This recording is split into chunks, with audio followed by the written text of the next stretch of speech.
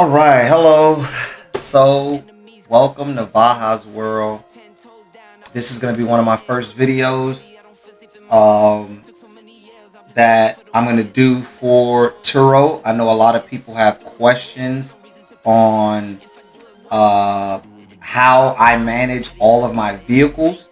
That was one of the biggest questions was, hey, Vaha, how do you manage all of your vehicles? And I told him, I said, there's two ways you can do it. And we're going to teach you that today. Let's jump right into it. I'm just doing me. Everything is on me. Oh, you matter what? Okay. So the first way that I use to actually do what I do with my business to be successful, because I do subcontracting, right? So pretty much what I do is I offer my services with me and my employees to other individuals that are trying to make money but don't have time to deliver cars, don't have time to pick up cars, don't have time to clean them, don't have time to chase down customers, don't have no time for nothing. So that's where we come into play. And I came up with a brilliant idea. And as soon as I realized that it would be a much easier when you actually have dedicated people to help you out, I said this service can be used by many, many, many individuals. So for me, what I do is I tell any customer or client that would like to put a car on the platform and still make some money. I say, hey, look, this is what the percentage that we offer, or whatever the case may be. We'll take care of your cleaning. We'll take care of your car pickup and deliveries.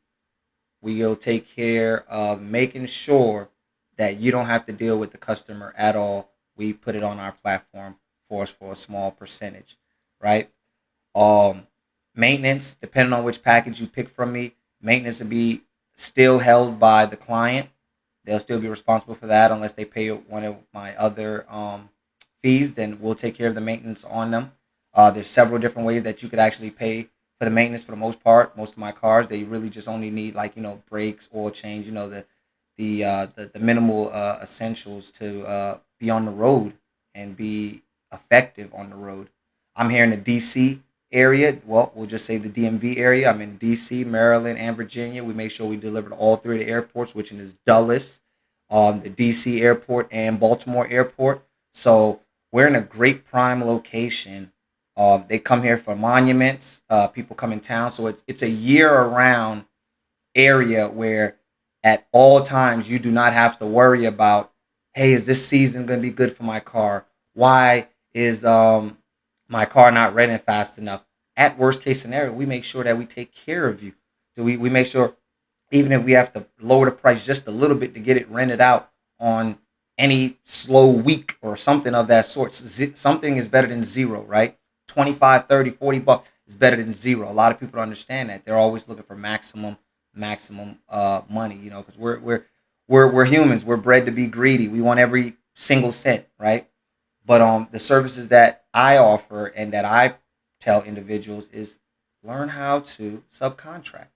There's individuals out there. I have a couple people that subcontract through me now.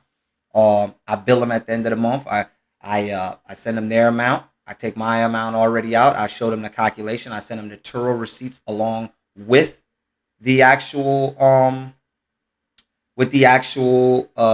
my invoice. So they have all of their receipts. They have everything they need if they wanted to do their own taxes, or if they just wanted to see how much was charged, how much their car was making. If they want to compare it. I have all of that stuff that I turn in.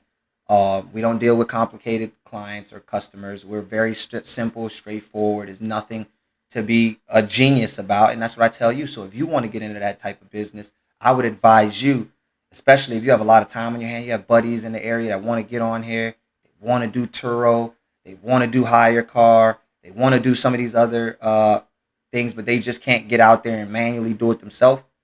You tell them, hey, I'll charge you this amount of percentage, and here's what you will have to do. Nothing.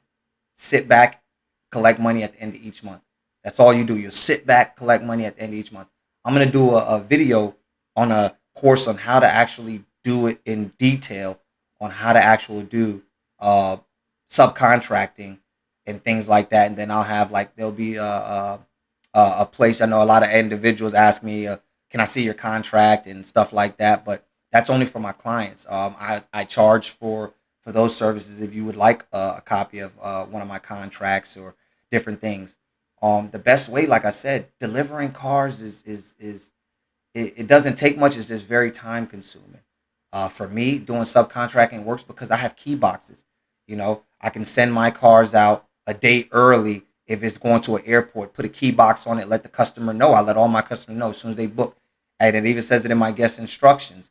Hey, you'll be responsible for the airport ticket, whether it's a 1 day ticket or whatever, or just a couple hours, and then I'll be responsible when I pick it back up for that ticket. If they don't agree with it, then they're more than welcome to not have to book or with us. But for the most part, we haven't had any issues. Most of the time, clients are happy.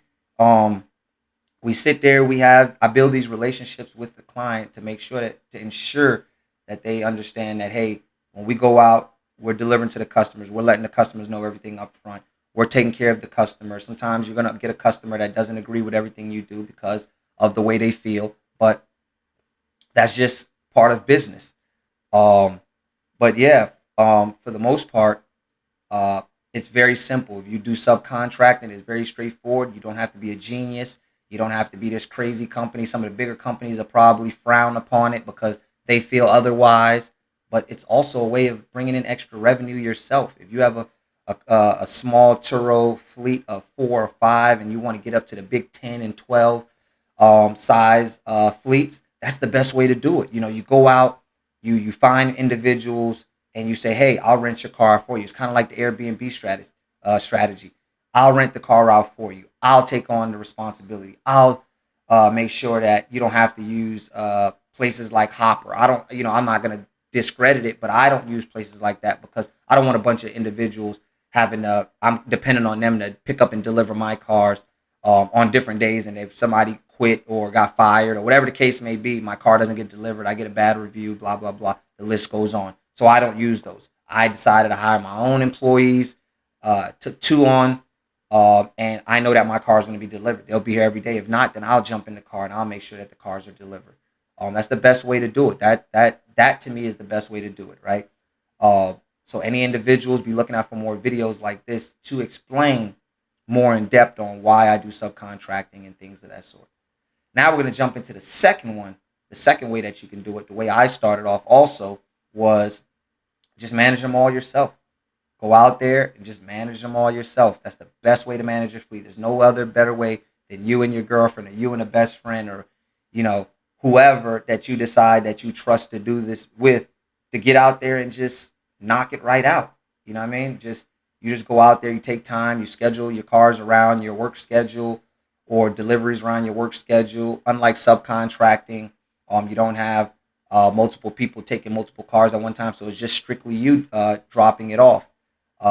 And at that point, you start learning the ropes, and I think it's a lot better because I think a lot of customers get in the habit of they want to meet the person face to face. We're getting away from that. That's why I went to the key box method because we're getting away from that specific way of delivery. That's why a lot of people don't rent with the normal car rental places. They get tired of standing in lines. They get tired of having to deal with a bunch of paperwork. You want it simple and fast. Get it on the app.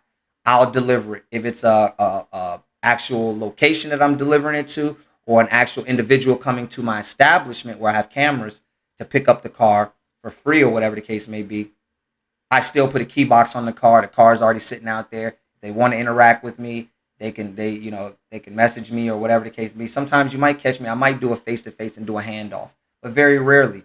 Like I said, it's just better that way. That's just my opinion. I get the car there, put it there, take the photos that's required, send it up, get the car delivered, keep it moving. I work between 3 accounts right now. I have 3 separate accounts for my own reasons. That'll be in a whole different video than this one that we're doing. And I'm telling you, like it's to me it works out. I enjoy it. But like I said, if it was up to me, I personally would manage my own vehicles, obviously, and subcontract to help other individuals that are in your area that may need help, or out of town that's in like a non real prime year around location that they want to keep cars rented. Hey, you bring it up here to DC and I'll get it rented for you. If you want to contact me, hit me in the comments section, or just reach out in a private message if you want. You can find me on Facebook, Prince Vaha, uh, and you can also find me on my website, vahamedia.com. You'll be able to see my podcast, and you'll be able to see my my fleet. I also pair cars with Airbnbs. Airbnb stuff will be on my website pretty soon. Get it up there slowly but surely. If anybody has any questions, let me know. Until the next video, I'm out of here.